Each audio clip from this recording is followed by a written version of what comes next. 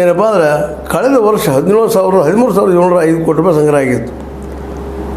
ಅಂದ್ರೆ ಅಷ್ಟು ಕಡಿಮೆ ಇದ್ದು ಹೀಗಾಗಿ ಒಮ್ಮೆಗೆ ಈಗ ಎಷ್ಟಪ್ಪ ಅಂತಂದ್ರೆ 35% ದರ ಹೆಚ್ಚಾಗಿಬಿಟ್ಟದಂತ ಇಲ್ಲಿವರೆಗೆ. ಇನ್ನು ಮುಂದಿನ ವರ್ಷ ಎಷ್ಟಾಗ್ಬೋದು, ಮತ್ತು 5% ಹೆಚ್ಚಾದ್ರೆ ಲೆಕ್ಕ ಮಾಡಲಿಕ್ಕೆ ಆಗೋದಿಲ್ಲ ರೀ ಆ ಪ್ರಮಾಣದಲ್ಲಿ. ಆದರೆ ಅದೇ ಪ್ರಮಾಣದಲ್ಲಿ ಮಿಡ್ಲ್ ಕ್ಲಾಸ್ ಜನ ಕಾರಲ್ಲಿ ಹೋಗಲಿ, ಟ್ರಕ್ ಹೋಗಲಿ, ಮತ್ತೆಲ್ಲಿ ಹೋಗಲಿ ಅವ್ರಂತೂ ಕೊಡಬೇಕಾಗ್ತದೆ. ಆ ಮತ್ತು ಬೇರೆ ಅಲ್ಲಿ ಕೊಡದಿದ್ರೆ ಬಿಡೋದಿಲ್ಲ. ಹೀಗಾಗಿ ಅವ್ರು ಇದ್ದಂಥವ್ರಿಗೆ ಎಲ್ಲಿ ತೆಗೆಯಾರಪ್ಪ ಈ ದುಡ್ಡನ್ನು ಹಾಕಿದ ದುಡ್ಡನ್ನು? ತಮ್ಮ ಈ ಒಂದು ಲಾಸ್ಟ್ ಇಯರ್ 64,800 ಕೋಟಿ ರೂಪಾಯಿ ಸಂಗ್ರಹ ಆಗಿತ್ತಲ್ಲ, ಆ ದುಡ್ಡನ್ನು ಎಲ್ಲಿ ತೆಗೆಯವರು ಇವರು ಕೊಡ್ಬೇಕಾರೆ ಈಗ ಅಡ್ಡಾಡೋ ಜನ ಕೊಟ್ಟಿರ್ತಾರೆ ದುಡ್ಡನ್ನು ಸುಂಕದ ರೂಪದಾಗ.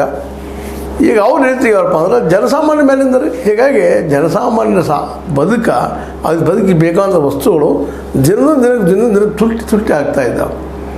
ಅಂದಾಗ ಬೆಲೆ ಏರಿಕೆ ಸಾಮಾನ್ಯ ವಿಷಯ, ಅದನ್ನು ಮಾತಾಡ್ತಿರಿ ಬಿಡ್ರಿ ಅನ್ನೋಂಥ ಪರಿಸ್ಥಿತಿ ಬಂದಿದ್ಬಿಟ್ಟದ ಬೆಲೆ ಏರಿಕೆ ಬದಲಾಗಿ. ಹೀಗಾಗಿ ಈ ಟೋಲ್ ನಾಕಾಗಳಿಂದಾಗಿ ಈ ವಿಶೇಷವಾಗಿ ಟೋಲ್ ಸೋಂಕು ಏನದಲ್ಲ, ಇದು ಭಾಳ ಗಾಬರಿಗೊಳಿಸೋದಾಗಿದೆ ನಮ್ಮಲ್ಲೇ. ಇದು ಯಾವಾಗ ನಿಲ್ಲಬಹುದಪ್ಪ ಅನ್ನುವಂಥದ್ದು.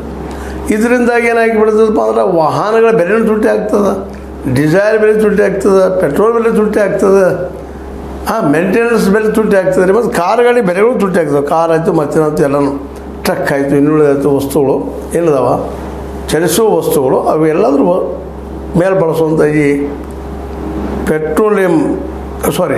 ಟೋಲ್ ನಾಕಾಗಳು ಹೆಚ್ಚೋದ್ರಿಂದಾಗಿ ಈ 5% ಹೆಚ್ಚಾದರೆ ಇನ್ನೂ ಯಾವ ಪ್ರಮಾಣದಾಗ ನಮ್ಮ ಪರಿಸ್ಥಿತಿ ಆದೀತು ಅಂಥೇಳಿ ನಿಜವಾಗಿಯೂ ಗಾಬರಿ ಆಗ್ತದೆ. ಯಾಕಪ್ಪ ಅಂತಂದ್ರೆ